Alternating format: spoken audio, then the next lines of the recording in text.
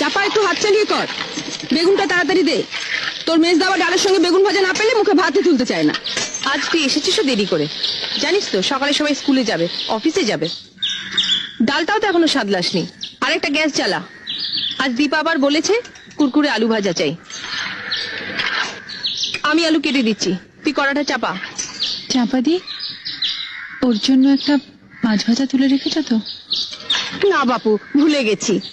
বড় বৌদিও আজ আমাকে মনে করিয়ে দেয়নি। সব আমি ঝুলে দিয়ে দিয়েছি। অত তাড়া দিলে কি সব মনে থাকে?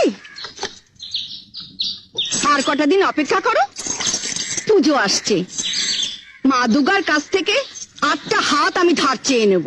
উফ, তোমাদের বাড়িতে 10 হাত না হলে কাজ করা আমার সম্ভব হচ্ছে নি। সরো। হাজলামো করিস না চাপা, তাহলে তো রাবণের কাছ থেকে তোকে 9টা মাথাও ধার নিতে হয়। 10টা মাথা না হলে সকলের সব কথা মনে রাখবি কি করে? যা বলেছিস, এই বাড়িতে সবার আলাদা আলাদা অর্ডার, এক একজনের এক এক রকম জিভ। জীব নয় দিদি, বলো নোলা। তোমরাও তো এবারের মধ্যেই পড়ো বৌমা। রোজ ডাল চচ্চড়ি দিয়ে তোমরাই কি ভাত খাও? ঝোল ঝাল ঝাল দিয়ে ছাড়া তো তোমাদের মুখেও ভাত ওঠে না। আর যাদের নোলা নিয়ে এত তোমরা হাসাহাসি করছো, তারা তোমাদেরই আপনজন। জয়া মা, তুমি আর দাঁড়িয়ে থেকো না,